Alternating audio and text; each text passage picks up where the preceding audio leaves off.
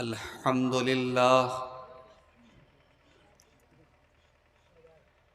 नहमदुहु व नस्तईनुहु व नस्तगफिरुहु व नऊज़ु बिल्लाहि मिन शुरूरि अनफुसिना व मिन सय्यिआति अअमालिना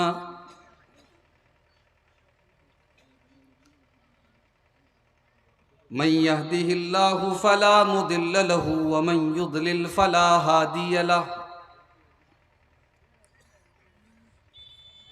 व अशहदु अल्ला इलाहा इल्लल्लाहु वहदहु ला शरीक लहु व अशहदु अन्न मुहम्मदन अब्दुहु व रसूलुहु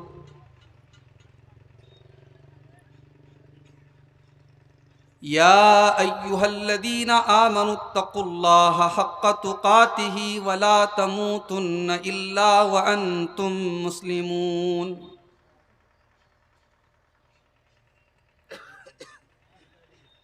या अय्युहन्नासुत्तक़ू रब्बकुमुल्लज़ी ख़लक़कुम मिन नफ़्सिन वाहिदा व ख़लक़ मिन्हा ज़ौजहा व बत्त मिन्हुमा रिजालन कसीरन व निसाअ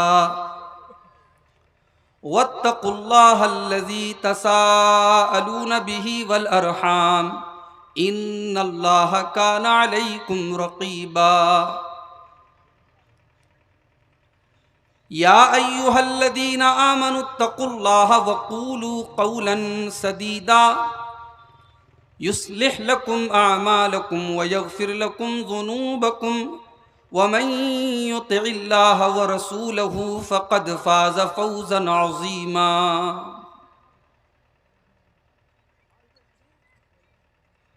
अम्मा बअदु फ़इन्न ख़ैरल हदीस किताबुल्लाह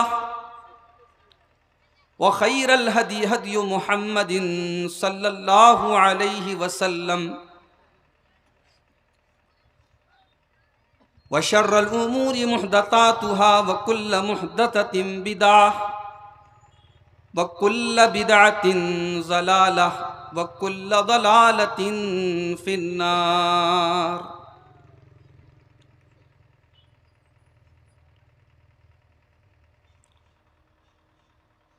अऊज़ु बिल्लाहि मिनश शैतानिर रजीम बिस्मिल्लाहिर रहमानिर रहीम। मन अमिल सालिहन मिन ज़करिन औ उन्सा व हुवा मुमिनुन फलनुहयियन्नहु हयातन तय्यिबा व लनजज़ियन्नहुम अजरहुम बिअहसनि मा कानू यअमलून। मोहतरम उलमाए किराम, बुजुर्गों और दोस्तों, नौजवान साथियों, पर्दा नशीन माँ और बहनों, प्यारे बच्चों,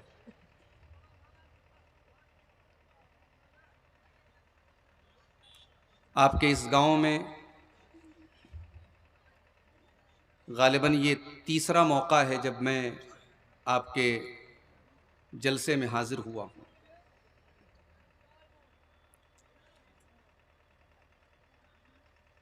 काफ़ी देर से आप तकरीरें सुन रहे हैं।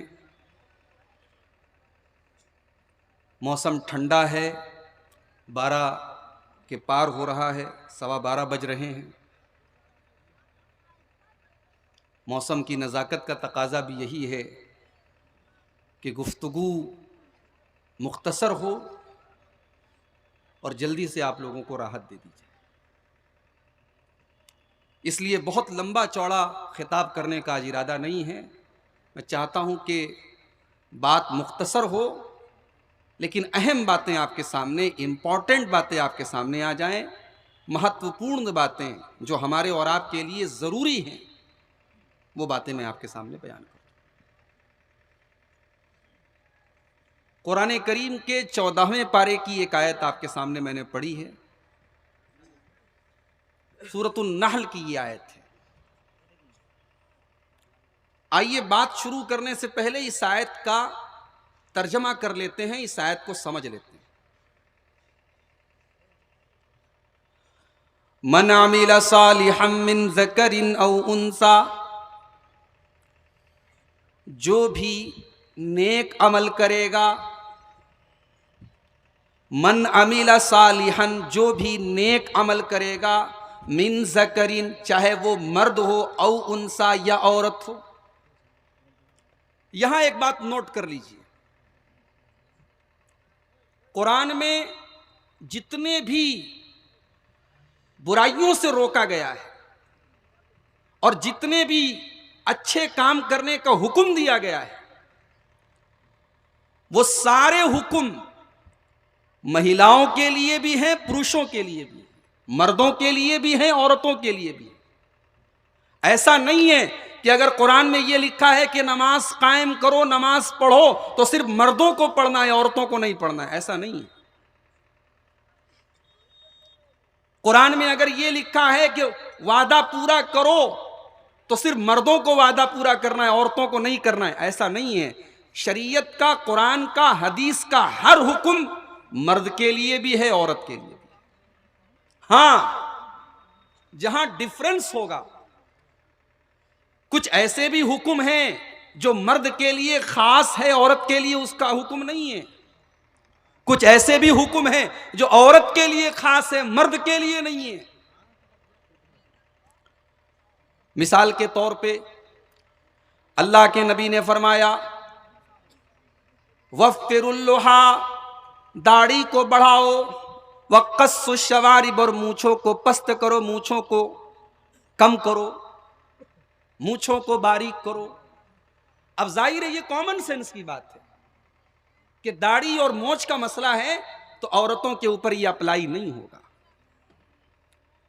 इसी तरीके से अल्लाह के नबी फरमाते हैं कि औरत रमजान का रोजा अपने नापाकी के अय्याम में, अपने हैज के अय्याम में वो नहीं रखेगी, नमाज भी नहीं पढ़ेगी, रोजा भी नहीं रखेगी। वो बाद में अपने रोजे को पूरा करेगी, नमाज को पूरा करने की जरूरत नहीं है। अब जाहिर है शरीयत का ये हुक्म औरत के लिए खास है, इसका मर्द से कोई ताल्लुक नहीं है। मर्द को 5 टाइम की नमाज पढ़ना है, मर्द को रमजान का 30 रोजा रखना है, पूरे महीने का रोजा रखना है। यहां जो हुक्म दिया गया ये औरत के लिए, ये महिलाओं के लिए खास है। अब आइए उस आयत पर जो आयत मैं आपके सामने पढ़ रहा हूं, कुरान के 14वें पारे की आयत, सूरतुन नहल की आयत। अल्लाह फरमा रहा है, मन अमीला सालिहम मिन ज़करिन औ उन्सा, जो भी नेक अमल करेगा, चाहे वो मर्द हो चाहे वो औरत हो। सवाल ये पैदा होता है कि अय अल्लाह, जब तेरी शरीयत का हर हुक्म मर्दों के लिए भी है, औरतों के लिए भी है, तो तू अलग से यहां औरत का जिक्र क्यों कर रहा है? यहां अल्लाह ताला अलग से मर्द और औरत का जिक्र करके ये क्लियर कर रहा है कि आगे जो मैं बात बताने जा रहा हूं, ये बात मर्दों के लिए भी है और ये बात औरतों के लिए भी है। ये दोनों के ऊपर लागू होगी और इससे किसी को छुटकारा नहीं। मन अमिला सालिहम मिन ज़करिन औ उन्सा, जो भी मर्द नेकी करेगा और जो भी औरत नेकी करेगी, वहुवा मोमिन, और वो ईमान की हालत में करेगा। कोरोना की मुसीबत आई, टाटा कंपनी का मालिक करोड़ों रुपए का चंदा दे रहा है, बिरला कंपनी का मालिक करोड़ों रुपए के लोगों की मदद कर रहा है, अडानी भी मदद कर रहा है, अंबानी भी मदद कर रहा है, गरीबों के घरों में अनाज भी पहुंचाया जा रहा है, सर्दी के मौसम में कंबल भी बांटा जा रहा है। लेकिन वही अडानी, वही अंबानी, वही टाटा, वही बिरला, वो पत्थर के बुत के आगे हाथ भी जोड़ रहे हैं, वो गरीबों की मदद भी कर रहे हैं, लेकिन अल्लाह के ऊपर वो ईमान नहीं रखते हैं, वो तौहीद के ऊपर ईमान नहीं रखते हैं, वो अल्लाह को नहीं मानते हैं। अल्लाह फरमा रहा है कि तुम नेक अमल करोगे ईमान के साथ। ईमान का होना जरूरी है, ईमान का होना कंडीशन है। ईमान के बगैर तुम करोड़ों रुपए का चंदा दे दो, तुम करोड़ों रुपए का दान कर दो, ईमान के बगैर तुम्हारी नेकी का कोई महत्व नहीं है, कोई रोल नहीं है। ईमान होना जरूरी है, ईमान के बगैर तुम्हारी नेकी का हमारे यहाँ कोई एतबार नहीं।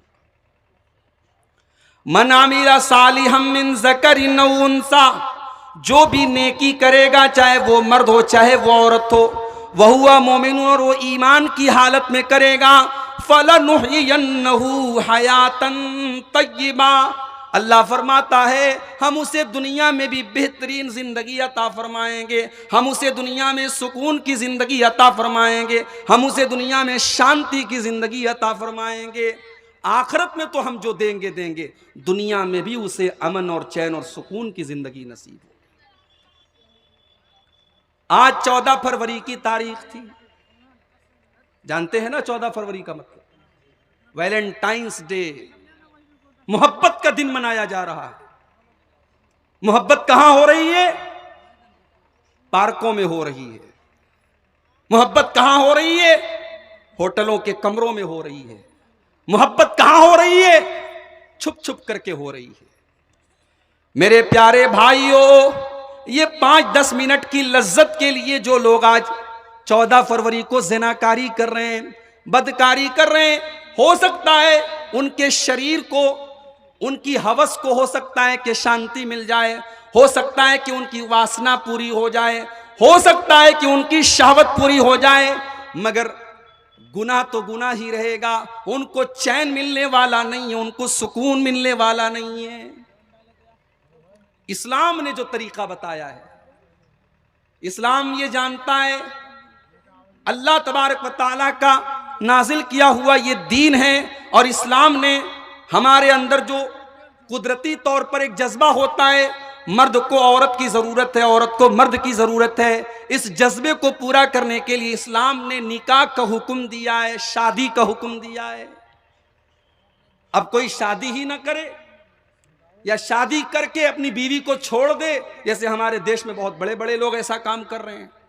शादी कर लिया है, बीवी से कोई मतलब नहीं है, या कुछ ऐसे भी हैं जो बेचारे शादी ही उन्होंने नहीं किया है, बीवी बच्चे हैं नहीं, तो बीवी बच्चों का दर्द भी उनको नहीं पता।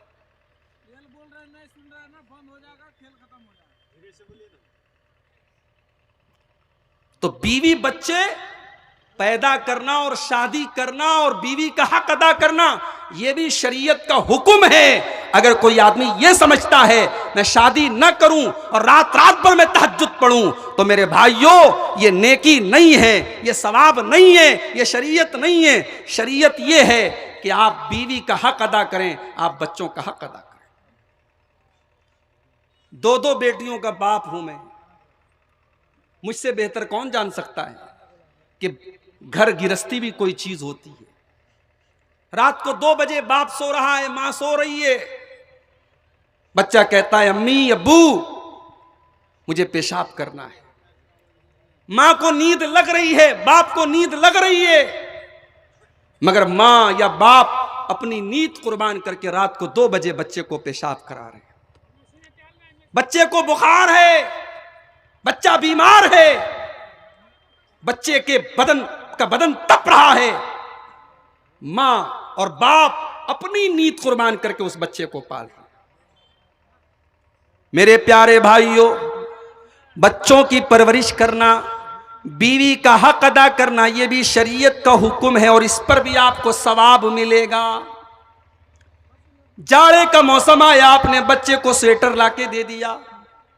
गर्मी का मौसम आया, आपने कॉटन के कपड़े ला करके अपनी बीवी को दे दिए। आपको यह लगता है कि आपने बीवी को जो कपड़ा ला करके दिया, बच्चों को जो कपड़ा ला करके दिया, वो तो दुनिया का काम है। नहीं नहीं, वो दुनिया का काम नहीं, वो दीन का काम है, वो सवाब का काम है। उसके ऊपर भी आपको सवाब मिलेगा, उसके ऊपर भी आपको सवाब मिलेगा। अल्लाह के प्यारे नबी सल्लल्लाहु अलैहि वसल्लम फरमाते हैं कि 1 दीनार तुम अल्लाह के रास्ते में खर्च करते हो, 1 दीनार से तुम किसी गरीब की मदद करते हो, और 1 दीनार से तुम किसी की गर्दन आजाद करते हो, और 1 दीनार तुम अपने बाल बच्चों के ऊपर, अपने परिवार के ऊपर खर्च करते हो। अल्लाह के नबी फरमाते हैं सबसे ज्यादा सवाब तुम्हें उस दीनार का मिलेगा जो दीनार तुमने अपने बच्चों पर खर्च किया, अपनी बीवी पर खर्च किया, उनकी जायज जरूरतों के ऊपर आपने खर्च किया। बीवी बच्चों का हक अदा करना भी मेरे भाइयों शरीयत है। अल्लाह के नबी के दौर में एक सहाबी थे, शादी हो गई है, बीवी से कोई मतलब नहीं, बीवी से कोई मतलब नहीं, बीवी बेचारी रात में आ रही है, शौहर तहज्जुद की नमाज पढ़ रहा है, रात रात भर तहज्जुद पढ़ रहा है। बीवी दिन में सोचती है शौहर के साथ प्यार करूं, मोहब्बत करूं, शौहर की तवज्जो हासिल करूं। शौहर दिन में रोजा रखता है, रात में तहज्जुद पढ़ता है। शौहर का नाम क्या था? अबू दरदा, और बीवी का नाम क्या था? उम्मे दरदा। अबू दरदा रात को तहज्जुद पढ़ रहे हैं, दिन को रोजा रखते हैं, बीवी का हक अदा नहीं करते हैं। हजरत सलमान फारसी उनके साथी थे, उनके दोस्त थे। सलमान फारसी एक दिन अपने दोस्त से मिलने के लिए आए। जब घर आए तो देखा कि दोस्त की बीवी का चेहरा बिल्कुल उतरा हुआ है, बाल बिल्कुल बिखरे हुए हैं। ऐसा लगता है कि कई दिनों से काजल भी नहीं लगाया है, कई दिनों से बालों में तेल भी नहीं लगाया है, बालों में कंघी भी नहीं किया है। पूछा, भाभी क्या बात है? अभी पर्दे का हुक्म नाजिल नहीं हुआ था, इसलिए कि जब पर्दे का हुक्म नाजिल हो गया तब दोस्त की बीवी को भी कोई देख नहीं सकता था। अभी पर्दे का मसला आजकल बहुत ज्यादा चल रहा है।